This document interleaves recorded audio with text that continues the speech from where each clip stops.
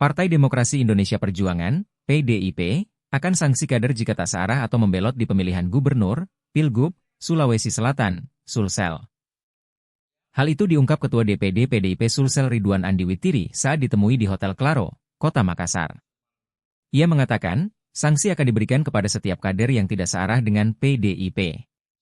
Ia pasti, kader disanksi jika tidak dukung usungan partai di Pilgub, jika tanya. Sanksinya, kata legislator DPR RI itu, bermacam-macam tergantung dari pelanggaran setiap kader mereka. Sanksinya sama seperti yang lain, kalau ada pelanggaran, kalau sanksinya berat ada punishment-nya, ungkapnya. Kalau pelanggaran ringan, akan ada teguran dari PDIP, tambah dia.